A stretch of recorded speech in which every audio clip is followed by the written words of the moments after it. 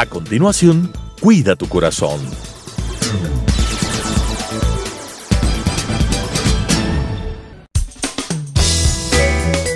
Clasificación A. Apto para todo público.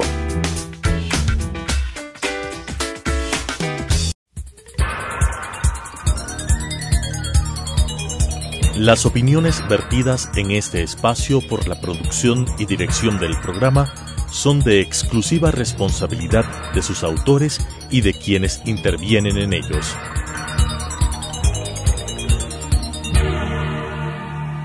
Telesucesos, Canal 29, UHF presenta Cuida tu Corazón, un programa enfocado en hacerle conocer cómo funciona, qué riesgos corre y cómo podemos cuidar tu corazón con la conducción del doctor Vicente Dávalos Cordero. Cuida tu Corazón. Amables televidentes, bienvenidos a este su programa Cuida tu Corazón. En el transcurso de las consultas he tenido yo muchos interrogantes de pacientes en los que me preguntan ¿qué relación puede tener el pulmón para dañar el corazón o el corazón para dañar el pulmón? La verdad es que el corazón y el pulmón son una simbiosis. El uno depende del otro y el otro depende de uno. Es por esto que el corazón tiene sus cavidades derechas de un menor grosor. ¿Por qué? Porque necesitan menos esfuerzo para poder transportar la sangre hacia el pulmón para ser oxigenadas. Entonces, en el día de hoy vamos a hablar nosotros para ver cuánto afecta una lesión a nivel cardíaco al pulmón y cuánto afecta una lesión pulmonar al corazón. Corazón y pulmón. Si nosotros vemos dentro del tórax, está ubicado el corazón entre ambos pulmones, ¿sí? Este es el corazón y estos son los pulmones. Es por esto que vemos que hay dos ramas del corazón que van hacia los pulmones para lograr una oxigenación. El corazón es el encargado de recibir la sangre que nosotros hemos utilizado y de oxigenarla a través del pulmón, quien se la devuelve ya oxigenada para ir al circuito a través de la arteria aorta, que es la principal arteria de nuestro cuerpo y es la que está llevando la sangre oxigenada y la sangre con nutrientes para todo el resto del cuerpo. Ahora bien, si existe algún problema a nivel pulmonar o a nivel cardíaco, podemos tener una lesión que sea un problema de tipo cardiopulmonar. Podemos ver, por ejemplo, la relación entre corazón y pulmón. El corazón y los pulmones forman un equipo y se asegura de que el oxígeno se distribuya por todo el organismo.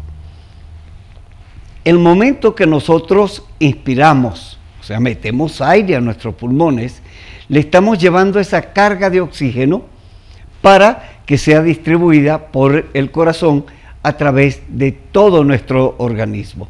Es por eso que la salud de los pulmones y la salud del corazón debe ser preponderante para un buen funcionamiento de todo nuestro cuerpo. ¿Qué podemos decir? Podemos decir que un pulmón que está bien oxigenado, un pulmón que está bien expandido, va a captar el oxígeno y se lo va a dar al corazón para que a través de las arterias llegue a cada uno de los órganos de nuestro cuerpo. ¿Qué es lo que está sucediendo en el momento de la inspiración? Meter aire y expiración. El momento de la inspiración, nosotros llenamos de oxígeno los pulmones. Al llenar de oxígeno los pulmones, pasan a los alvéolos.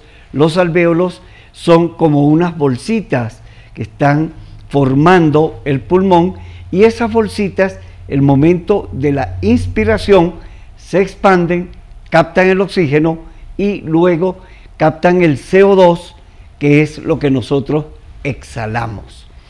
Esto es, esta exhalación, inhalación y exhalación por parte de nuestros pulmones, es lo que nos va a mantener con una calidad de oxígeno buena. Por esto, el pulmón tiene que ser uno de los órganos mejor tratados, y muchas de las veces es de los órganos más maltratados. Ya vamos a ver posteriormente ciertas enfermedades que de manera directa o indirecta causan daño a nivel de nuestros pulmones. Algunas de las enfermedades que afectan a los dos órganos. Ustedes deben haber escuchado mucho del asma bronquial. ¿Qué es el asma bronquial? Los bronquios se cierran, ¿ya?, causando una dificultad, más que todo para exhalar el aire. El paciente recibe el aire con dificultad, pero le cuesta mucho más el exhalar el aire que ya ha sido utilizado. Ese aire que está cargado de CO2 y que debe ser eliminado. Pero en el asma bronquial, como hay este problema que se produce a nivel del bronquio, este pulmón tiene que hacer un esfuerzo muy grande, y con esto, al hacer su esfuerzo, aumenta la presión dentro del pulmón y aumenta la presión a nivel indirectamente del corazón. Entonces, otra de las causas es la enfermedad pulmonar obstructiva crónica, o EPOC. Enfermedad pulmonar obstructiva crónica. Esto lo podemos encontrar nosotros en personas, por ejemplo, fumadores, por ejemplo, personas que trabajan con humo. Es muy frecuente encontrar en la consulta personas, más que todo de sexo femenino, que han trabajado mucho con leña, lo que se acostumbraba mucho antes. Las cocinas funcionaban con leña y todo aquel ambiente de la cocina estaba lleno de humo, y causa un problema muy similar al paciente fumador. Es por esto que al examinar ese pulmón, uno oculta que el pulmón no está haciendo un intercambio normal de el oxígeno y el CO2 a nivel pulmonar, y esto va a llevar como consecuencia que el corazón tenga un esfuerzo mucho mayor para lograr bombear la sangre hacia el pulmón. Esto es lo que se llama la enfermedad pulmonar obstructiva crónica. Aquí podemos ver graficado qué es lo que está sucediendo con ese pulmón. El momento que nosotros inhalamos aire, bien sea a través de las fosas nasales o a través de la boca, estas van al pulmón a través de la tráquea, y de allí pasa a los bronquios, pasa a los bronquiolos, pasa a los alvéolos, y en este momento se produce el intercambio gaseoso. Podemos ver acá qué es lo que pasa con un bronquiolo normal. El momento que tenemos nosotros un bronquiolo normal, este bronquiolo, que es la parte más pequeñita, la rama más pequeñita que tiene el flujo del aire, ¿sí?, sucede que se va a estrechar. Veamos aquí el diámetro de este, con el diámetro de este, y esto va a ejercer una resistencia a que el corazón le puede enviar la sangre a ese pulmón. Inicialmente el corazón se compensa, aumenta un poquito su grosor, aumenta el esfuerzo, pero puede llegar un momento en que ya fleje. Le dice al pulmón: yo ya no puedo enviarte la sangre porque tú me estás haciendo una resistencia demasiado grande al flujo de la sangre, y el corazón se está afectando. Esto puede llevar, lógicamente, el daño del pulmón va a conllevar el daño a nivel cardíaco, lo que puede dar el problema que se llama un problema cardiopulmonar. Algunas de las enfermedades que afectan a los dos órganos. Hipertensión pulmonar. No es lo mismo la hipertensión sistémica. La hipertensión sistémica es el flujo de sangre, la resistencia que ofrece el flujo de sangre, ¿ya?, al corazón para bombear la sangre ya oxigenada. Pero también puede producirse una hipertensión a nivel del pulmón. La arteria pulmonar puede estar aumentando su presión para impedir que el flujo de sangre que se está produciendo del corazón hacia el pulmón tenga una resistencia que va a causar daño a nivel de ese órgano. Miren lo que pasa con los vasos en la hipertensión pulmonar. Aquí vemos un vaso que tiene un diámetro normal. Ese diámetro normal va a permitir que el corazón no haga esfuerzo al momento de bombear la sangre. Pero si tenemos, en cambio, en la parte de abajo, que ese diámetro ha disminuido. ¿Ha disminuido por qué? Porque ha aumentado el grosor de la musculatura de esa arteriola. Al disminuir el diámetro por aumento de la musculatura, eso es lo que nosotros denominamos hipertensión pulmonar, que a la larga va a producir lo que vemos acá, la hipertrofia del ventrículo derecho. La hipertrofia del ventrículo derecho es un aumento del grosor que va a llevar como consecuencia poder aumentar su esfuerzo para bombear la sangre hacia el pulmón. Pero esto dura poco tiempo. El pulmón derecho no tiene masa muscular como para vencer resistencias que se presenten a nivel del pulmón y va a terminar flejando, va a terminar cansándose, va a terminar agotándose y va a dilatarse, y el momento que se dilata, la verdad es que la respuesta a nivel del corazón va a ser muy mala. La apnea del sueño. Si bien es cierto que los hombres somos más roncadores que las mujeres, no deja de ser cierto que la mujer también puede ser roncadora. ¿Qué es lo que sucede cuando tenemos nosotros una persona que ronca? Tenemos acá la lengua, tenemos el paladar blando. Nosotros, una parte de nuestro paladar, una parte del paladar es hueso, pero otra parte del paladar es blando, o sea, tiene una musculatura. El momento que el paciente va a roncar significa que la lengua se va hacia atrás y obstruye junto con el paladar blando el paso del aire y se produce el ronquido. El ronquido significa que ese paso del aire a través de estas dos porciones de nuestro aparato respiratorio superior haga que sea dificultosa y llega un momento a que colapsa y el paciente se queda sin respirar. Esto es lo que se llama apnea del sueño. La apnea del sueño es la falta de respiración, por lo tanto va a ser disminuida la oxigenación a nivel del cuerpo y va a traer consecuencias a veces muy severas.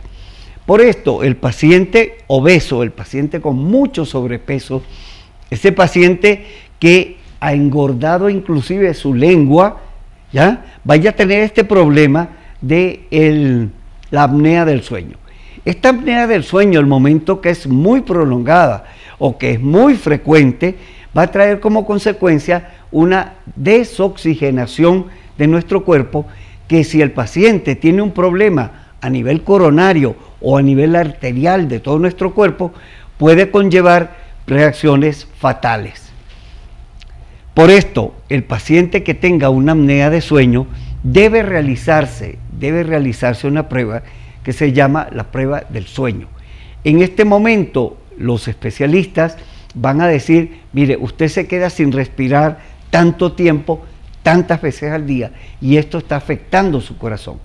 y como al mismo tiempo tienen un registro de electrocardiografía, podemos ver si esa falta de oxígeno está disminuyendo la acción de la oxigenación a través de las arterias coronarias y el paciente pueda tener un problema sumamente grave, como puede ser una arritmia fatal o puede conllevar a un problema de falta de oxígeno de las coronarias que puede interpretarse como una angina.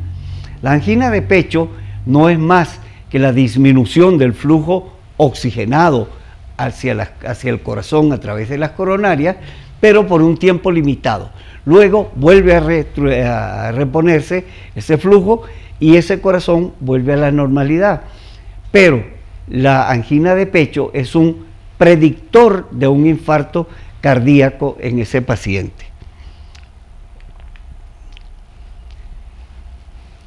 Esta palabra de tromboembolia pulmonar, ustedes recordarán que cuando empezó la pandemia o cuando ya estaba en curso la pandemia de COVID, las personas se morían, pero decían que se morían por un problema a nivel pulmonar, pero a nivel del alvéolo, aquella bolsita que yo les decía que recibe el oxígeno, capta el CO2 y elimina el CO2. Pero estudios posteriores se dieron cuenta que no solamente existía esto a nivel del pulmón, sino que el COVID provocaba la formación de coágulos que se iban al pulmón. Podemos ver acá identificado esto. La persona forma el coágulo, forma un émbolo, un embolismo, ¿ya? ¿Cuál es la diferencia entre un embolismo y un tromboembolismo? El embolismo es el coágulo que se forma en una parte de la arteria y la tromboembolia es la circulación de ese trombo, lo que vemos aquí, que se va hacia el corazón derecho y de ahí pasa al pulmón. ¿Qué es lo que está haciendo esto a nivel del pulmón? Normalmente se pueden producir microtrombos a nivel de nuestras extremidades inferiores. Esto lleva esos microtrombos que son coagulitos muy pequeños hacia el pulmón los lisa, o sea, los disuelve y no trae como consecuencia ninguna. Pero si ese trombo, como vemos acá, si ese trombo va a tapar una de las arterias principales a nivel del pulmón, eso es lo que se denomina la tromboembolia pulmonar. Ese es el daño que va a causar a nivel del pulmón, que cuando el trombo es muy grande va a provocar la muerte en el paciente por una tromboembolia. Esto que vemos, esta formación de émbolos, de trombos, con un daño pulmonar, se presentó con muchísima frecuencia a nivel de los pacientes con una etapa muy severa de COVID. Por eso, el paciente con COVID que pudiera manifestar la posibilidad de formación de trombo recibía anticoagulante. El anticoagulante es una medicación que no permite que se forme el coágulo para que viaje hacia el pulmón, sino que lo diluye y además evita que se formen nuevos trombos que pueden causarle la muerte al paciente. Hablábamos que el ventrículo derecho tiene una masa muscular más delgada que la del ventrículo izquierdo. Es por esto que no tenga mucha opción para lograr un paso de sangre del corazón hacia el pulmón, si es que el pulmón le está ejerciendo una resistencia. Miren qué es lo que está sucediendo acá en esta imagen. Estos son los alvéolos. Estos son los que filtran el oxígeno y lo envían hacia la circulación. El momento que nosotros tenemos un proceso inflamatorio o un proceso infeccioso a nivel de esos alvéolos no van a funcionar como esa esponja que uno espera que sucede en el pulmón para un intercambio oxígeno con CO2, que es lo que exhalamos nosotros el momento de la respiración. Entonces, todo esto, esta resistencia que se está produciendo a nivel del alvéolo, esta resistencia que se está produciendo hacia el sistema cardiocirculatorio, va a provocar una insuficiencia. ¿Qué es la insuficiencia? Es la incapacidad que tiene un órgano de prestar su servicio en el momento que sea necesario. Por ejemplo, nosotros podemos tener un paciente que no se canse por estar sentado, pero al momento que camina empieza a sentir esa falta de aire, esa necesidad de más oxígeno, y es porque el corazón no está bombeando bien la sangre para que se oxigene. Y por lo tanto, esa insuficiencia cardíaca puede ser la causa de una muerte súbita en ese paciente. El momento que nosotros tenemos algo que está afectando al corazón, el corazón puede reaccionar con lo que conocemos como arritmia, pérdida del ritmo, arritmia. El momento que el corazón pierde el ritmo puede ser algo insignificante, unas extrasístoles que aparezcan por ahí y se compensen espontáneamente, o pueden presentar arritmias que pueden ser mortales, pueden causar muerte súbita. La arritmia es una protesta que tiene el corazón. El corazón está diciéndole al resto del cuerpo: oye, algo me pasa, haz algo. Y si nosotros le hacemos caso a esa arritmia, podemos controlarla, pero de no ser así, esa arritmia puede convertirse en una arritmia mortal. Hablábamos en uno de los programas la relación del corazón y pulmón en la altura. Puede presentarse lo que se llama el edema pulmonar de altura. El edema pulmonar de altura es una complicación que se da a nivel del pulmón, a nivel del alvéolo, que impide el intercambio de oxígeno y de CO2 en esa persona. A diferencia de otras insuficiencias cardíacas que también pueden producir arritmias, esta hipertensión pulmonar puede ser solucionada con colocación de oxígeno. Generalmente los que hacen andinismo, los que hacen alturas, llevan por emergencia una bombonita de oxígeno. Eso le salva la vida al paciente. El momento que el organismo recibe el oxígeno, la arteria pulmonar se dilata, permite el intercambio de oxígeno y CO2 a nivel de nuestros pulmones, y el paciente se salva. Otra de las maneras es bajarlo inmediatamente. Si está a 4.000 metros, tratar de bajarlo a 1.500 metros, que es la altura de un nivel óptimo para que se produzca el intercambio de oxígeno y CO2 de nuestro organismo. Con esto he tratado de darles una idea de cómo está funcionando nuestro sistema cardiocirculatorio. Se recomienda mucho el ejercicio físico. El ejercicio físico sin necesidad de ser un ejercicio extenuante. Converso yo con mis pacientes y les digo que el ejercicio puede ser el mejor, peor amigo del corazón. El mejor cuando nosotros realizamos una actividad física constante. ¿Sí? Significa esto constante que por lo menos lo hagan de 3 a 5 días a la semana, y que no lo lleve a una fatiga, que no lo lleve a un agotamiento. Porque el momento que llegamos a un agotamiento es porque le estamos pidiendo a ese corazón que haga mayor trabajo que el que él debe hacer normalmente. Pero el momento del ejercicio tenemos doble beneficio. El beneficio que estamos hablando ahora: el corazón y el pulmón. Nuestro pulmón es utilizado muy poco en nuestra vida rutinaria. ¿Por qué? Porque lo que hacemos es una respiración superficial que lleve el oxígeno necesario hacia el pulmón y que lo devuelva hacia el corazón en cada una de las respiraciones. Con esto, muchísimas gracias, y hacer ejercicio sin agotarse, por favor.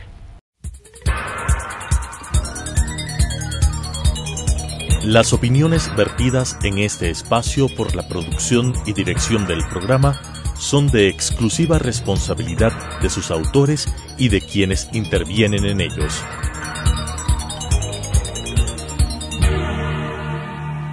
Telesucesos, Canal 29, UHF presentó Cuida tu Corazón, un programa enfocado en hacerle conocer cómo funciona, qué riesgos corre y cómo podemos cuidar tu corazón, con la conducción del doctor Vicente Dávalos Cordero. Cuida tu corazón.